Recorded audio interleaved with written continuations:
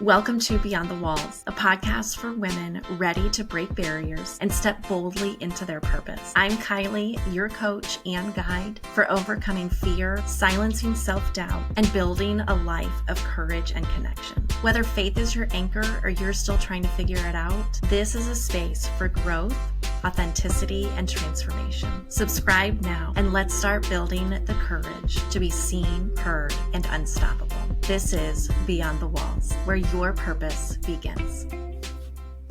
I'm so excited to get into today's topic because we're going to talk through some logistical barriers and some emotional barriers that are holding us back from really building those deep friendships. Okay. I'm going to assume that you listened to last week's episode about even wanting deeper friendships.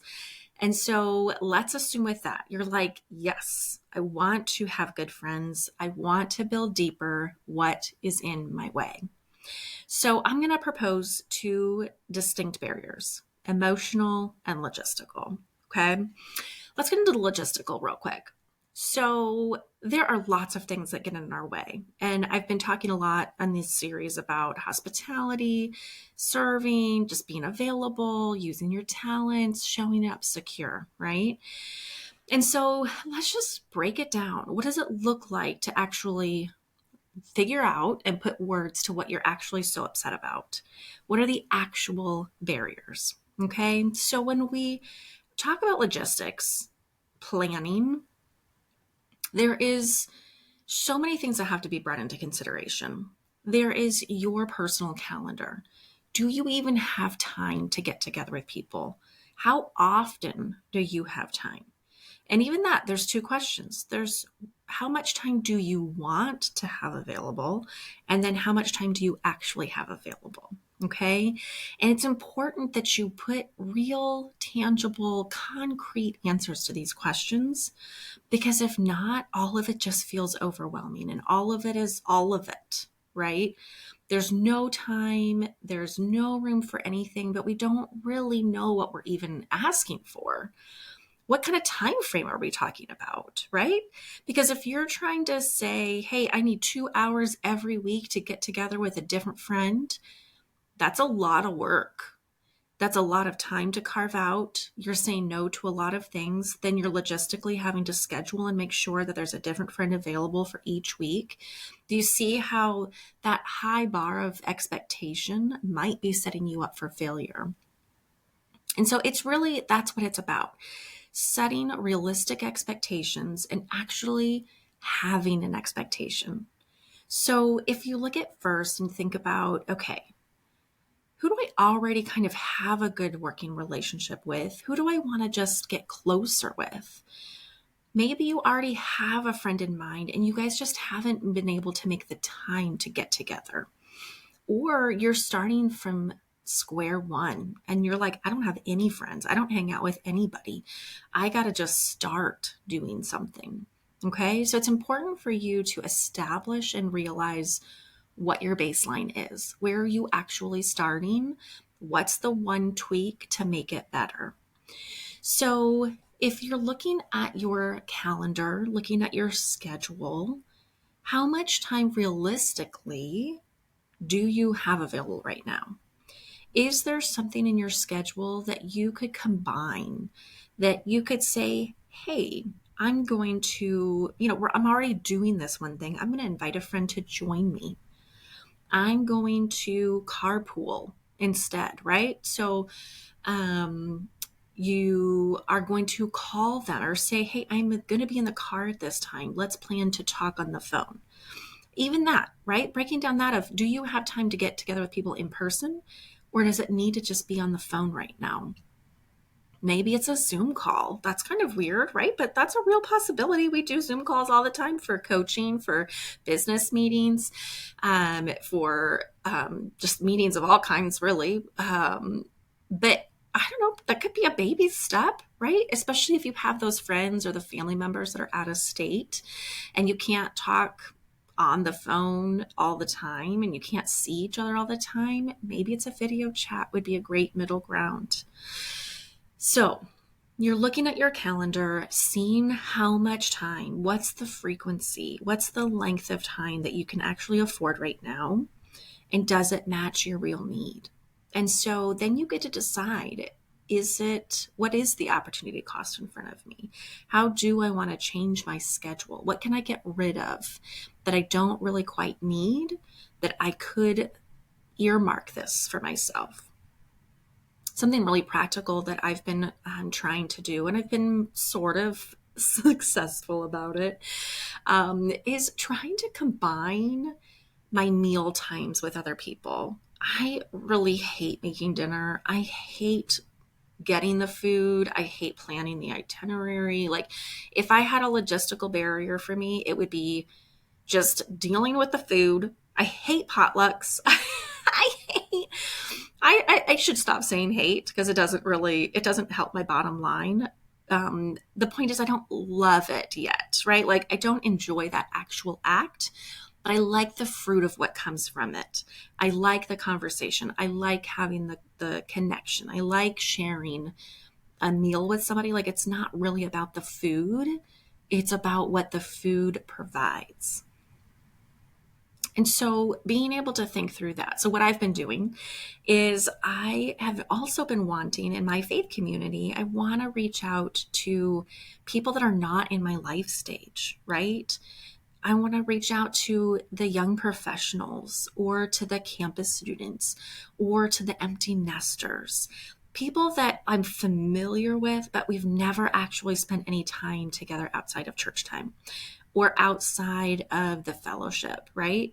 And so I have actively, my first step has been to just tell people we want to have people over. And so I'm like, hey, we're available. I'm really bad at getting it on the calendar, but I want you to know, like, if you plan it, you tell me when you're available. I want to have you, and bring 3 friends with you. I've actually have asked and we've had a couple of meals over. We're like 5 or 6 of the single students came right to our house to share a meal with our family. I have no problem doing that. Like, I can deal with the food. I have a couple of like really solid meals that I feel totally confident and comfortable preparing and making and serving for a company that, like, I've dealt with those parts, right? Because there's those insecurities that we have to deal with. Is it your ability to cook? Okay, you can't cook. You don't want to cook. What else could happen? You could just provide dessert, purchase a dessert, order food in from a restaurant, have pizza. Like, it doesn't really matter what you're serving. If that's the biggest priority for you, then that's something to address. But when you really look at it and you're like, no, I really want friends, then they're not coming for the food. They're coming for the friendship. They're coming for the conversation. They're coming for the connection. Don't let those things get in your way that are going to stop you from being able to build the connection and have those relationships. Does that make sense? Okay. So I threw out, I know that was kind of a random haphazard list of all the things you could consider. It's not even all of them. That was just some of them. So there's the actual looking at your schedule. When are you available? Then it's finding, who do you want to actually get to know? Is it the people you want to just build deeper, have more times with the people that are already in your circle? Or are you trying to expand? Do you want to invite new people? Who's the focus, right? I think I have a family. I have little kids. I have my husband. Like, we're also trying to have our own family connections time. I'm not trying to take time away from my family, but sometimes I do need the girl time. Like, I want to just go get dinner with a friend, and that's fantastic. But I also really want to still keep nurturing my family connection. And so me being able to provide a meal and invite other people over to our home serves multiple things. It is helping my kids to be hospitable and have connections. It's helping them to get to know other people. It's including them. It's sharing our lives with somebody else. It's getting to know new families, people that grew up in a different way, from a different culture, in a different era. And it is so valuable to hear people's stories, to hear about their childhood and what they were like, especially when they're my kids' age, right? That is something that I love sharing when we have people over, is for my kids to hear, like, what was their life like when they were 12 and 15? And being able to even share our love story. How did you meet your spouse if they're married? Where did you go to school for college? Like, how did you get into your career? There's so many things that we can share that's real, that's honest, that's creating memories that doesn't have to be gut-wrenching trauma bonding, okay? There's like baby steps to those things to be building. But your first step is to at least have that common ground, at least start the connection, and then you can go deeper. So I think the other thing that's been really helpful for me in that is really owning, like, I don't love the planning part. I'm really hard to make a decision, and that can show up even in our texting and in the planning part of it. So just saying, hey, let's get together sometime. We should do this again. That doesn't get us any closer to actually scheduling a time together. And so changing that language just a little bit by saying, hey, are you available next week? What about Tuesday? What about Saturday at this time, right? Like throwing out actual possibilities, giving them an actual day and time to choose from is so much more helpful than just keeping it vague. And then it's just this ping pong of back and forths of, yeah, we shoulds, and then weeks and then months go by and nothing happened, right? And I definitely encourage you, don't underestimate the power of the last minute invite. So many times it has worked out for me that I just was like, hey, are you available to come over tonight? How about tomorrow night? Like, could we just make this happen? This just happened to me not too long ago. We were at church, and usually sometimes that's what I'm thinking about as I'm sitting in church. And then I'm like, oh yeah, I really want to have somebody over this week. Who do I want? And I kind of just look around and I pick somebody that I've been thinking about, or I've been wanting to get to know, or it's just could even be the person I'm standing next to and just saying, hey, you know what? I want to come over for a meal. And 9 out of 10 times, honestly, when I've been able to say like, hey, just how about tomorrow? It has worked out. I think sometimes that works out even better than when you just start the conversation of like, hey, when can it happen? Or if you feel like it can only be on Saturdays, and then all of a sudden you're booked out months in advance. And that's my least favorite that I think is discouraging to me at times, is I will schedule something with somebody 2 to 3 weeks out. And by then something happens. Somebody gets sick, some other complication with the schedule comes in, and then it ends up getting canceled. And then I feel so defeated, and we have to go all the way back to then planning out again 3 to 4 weeks out. Now, hear your schedule and what your temperaments are, what your needs are. Like, if that's how your calendar is and that works for you, fantastic. Your goal in this is not to do what works for me, but to really be clear with yourself and what works for you, for your family. And it might be, we've talked a little bit about it, like, is it something you're trying to do as a family, or is it your need individually? Because it was a couple weeks ago, and a friend of mine that I've been trying to reach out with and trying to have her over more and to encourage her, we hadn't really had anything on, and I was just like, hey, Monday nights are open for us. Anytime you're free on a Monday night, let me know and you can come over. And so she wasn't available that week, but she texted me later on and said, hey, I can do this particular Monday. Now, that particular Monday for us happened to like follow a really busy weekend that we are not normally that, like, we had something Thursday, Friday, Saturday, and Sunday. And I thought, as the extrovert, like, I can make it work, but I don't think it's good for my family. Like, I don't think it'll be encouraging to my kids and to my daughter and their school schedule and the activities that we did participate in those previous days. And so I was like, but you know what I do have capacity for? Because I really want to get together with her. I'm an extrovert, so I will be refreshed by being social. I love getting coffee. I was kind of feeling like, boy, making a meal a big to do, because sometimes I could have just done a really easy, simple dinner that night, or the kids could have just fended for themselves. And I thought, I can still meet with you, but let's just go get coffee instead. Just me and you. And it turned into a great night. My kids were happy. They didn't have to leave the house again. They fended for themselves.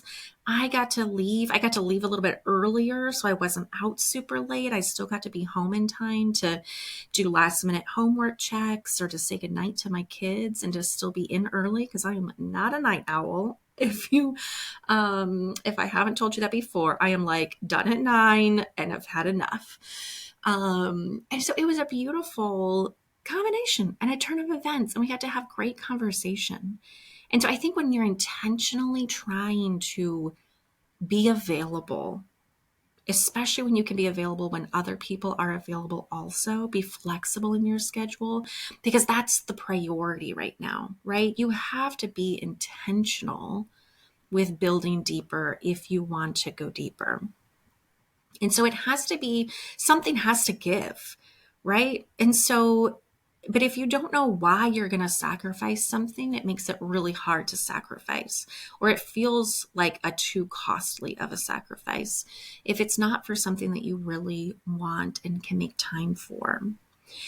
So those are a couple of just logistical things to just think through and to really own. Does your calendar match really what you want your lifestyle to look like?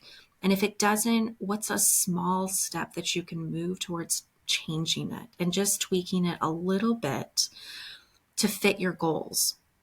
And who is it that are you trying to serve other people? Are you trying to be served? Is it a win-win? I mean, it should absolutely be a win-win. Who has to be included and considered? What are the other people that are involved in the circumstances, your finances, your resources? What's the most you can do within your resources? And I think there are resources to be had, but we have to look at them, label them, and then make a choice. We are not connected to people by accident. We have to choose to intentionally build. And if you're not intentionally building, then you're intentionally choosing to not build. Okay. Now, if you don't have anybody and there's no circle at all, that does make it a little bit more challenging. And I think I would encourage you to just consider, where have you been? Are you even in circles where you could come across people? I remember somebody saying like you can't meet people in your house all by yourself. Like if you're never out where people are, you're never in those positions, it's not going to happen. Like no one is out of the blue is just going to come knock on your door and introduce themselves to you, most likely. So I would ask you to just reflect on how you've been showing up. How do you show up verbally and physically in those circumstances? Are you available? Do people know you're available? Do people know that you're open and willing and interested? And then you've got to be willing to face that fear of the rejection, of maybe you find out a little bit more about them and you're like, maybe I don't really want to build deeper with them. That's okay too. You don't have to keep building deeper if it's not a good situation. And that leads me into the emotional barrier. And I think ultimately this really it was a big choice for me to make. So I would love to hear your feedback. If it's not this for you, what is it? But I do remember distinctly just making a decision. And the decision was that I was no longer going to make people beg for my vulnerability. Now, what I mean by that is that because I moved around a ton as a kid, I just never expected relationships to last. And for whatever reason, I also didn't really trust, I think in my insecurity, I didn't really trust that people cared. You know how there's just like common courtesy language, especially when you're like at the grocery store and it's always the, hi, how are you? I'm good. How about you? I'm good too. Right. And we just say that, we move on. Nobody's actually expecting you to like pour out your life story and share all your burdens with you. Right. And so I took that a little too seriously. I feel like in my real friendships, I felt like if that's as far as you went, you didn't really want to know how I was doing. Because the way that I show up in a friendship, the way that I showed up in a relationship, which has a pro and a con to it, and I'll get to that, I love to ask questions. I love to get to know. I love to get around like the back door almost. And like before you realize that you're pouring your whole heart out to me and your whole life story. And then I just keep asking more and more questions, right? Like depending on the person, sometimes it might feel like an interrogation, but I'm usually pretty friendly about it. And I'm emotionally engaged in the story, right? And so I love to find out about people. And I think part of me felt like, unless you showed up like that, then you don't really want to get to know me. But not everybody's like that. Not everybody's great at asking questions. Not everybody's the extrovert or the social butterfly or has the curiosity like I have or the audacity to ask some of the questions that I ask. And so it's so unfair to hold that against other people that are different than me that might really want to get to know me, but just because they didn't ask me the right way, they didn't prove it to me enough, they didn't ask enough, that they almost, right, does that make sense? Like it's as if I expected them to beg to get to know me to prove that they really wanted to. Now here's the downside of my amazing question asking. That's not even proper English, but whatever. Is that I can also really use that to hide. I can use my ability to just always keep it on you, always ask you questions. I get to show up and be your friend without ever leaving any time left to talk about me, to dig deep into my things. And so those were the two decisions really that I made, was that one, I was not going to wait for people to beg to get to know me. I was just going to start loved. I was going to start safe. I was going to start open, and I was going to start assuming that they did want to get to know me. And then two, I had to choose to have self-control, to not dictate how the conversation would go, to never allow the opportunity for them to get to know me. And so I chose to freely give information.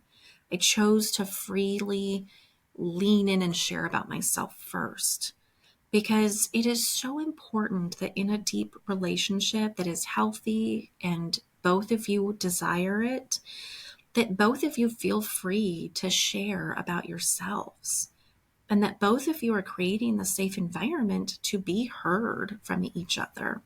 You both get to have a bad day. You both get to have insecurities. You both get to have areas you're really good at. And so how do you both get to be valued in this situation? And some days one of you needs it more than the other, right? We all have different eras and hard times. There's good times and bad times, and they're not always at the same time, right? And so learning how to give and take in a relationship is so valuable. And so I ask you those things to consider in your life right now. Is it just simply the logistical stuff that's in your way, or is it the emotional?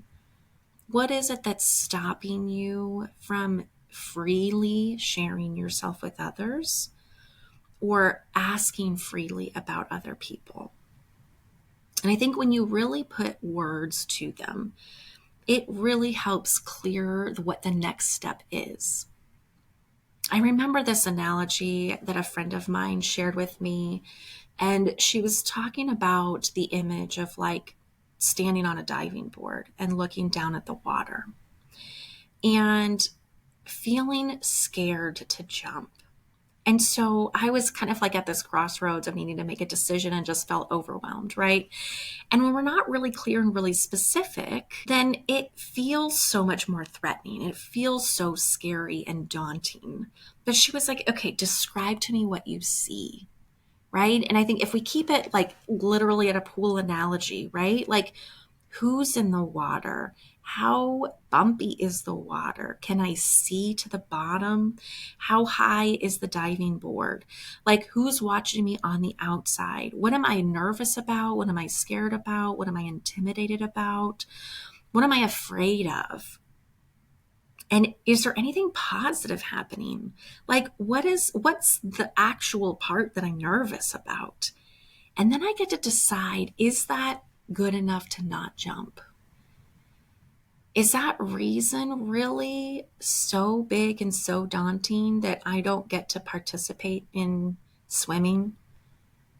How could it be possible? Like, what's the one thing that I do want to focus on that would bring success in this moment to help me have confidence? And so I ask you that as you are desiring to go deeper in your friendships and to really build and connect, is your calendar really that rigid that you're going to choose loneliness, choose disconnect? Like, how else could it go? Is your fear of vulnerability big enough, valuable enough to stay isolated and alone? When we count that cost and decide, like, what else could be possible? What am I missing out on by keeping this thing true and keeping this as a genuine barrier and a block? Like, I can't have X because of Y. And then you get to decide what really you want to be true. And that's where ultimately we really do have a choice, and why I spent so much time last week talking about you really owning, like, do you really want friends, or are you just pretending you do and you're disappointed? What are you actually afraid of? What are you actually desiring? And what would it take? So as this week, I want you to consider for your homework, I want you to put some real words down that are stopping you. And you decide, yeah, that's not a good enough reason to not have this outcome that I really want. So what is one thing you can do to take it to the next level and to follow through on that dream, to follow through on really having deeper friendships and relationships? Is it worth changing these other things for this new outcome? And I want you to remember this. You are not a burden. You are worthy of being known, and somebody else is worthy of you. They need you and you need them. So throw off everything that is holding you back from really having a deep, loving connection. Thanks for listening to Beyond the Walls. If this episode inspired you, don't keep it to yourself. Share it with a friend and leave a review. Your support helps more women step into their courage and purpose. Ready for more? Subscribe to the podcast and contact me. You can find me at beyondthewallspodcast.com. Reach out for coaching, more resources, and all the support you could need. Remember, breaking through the walls is just the beginning. Your best life is waiting.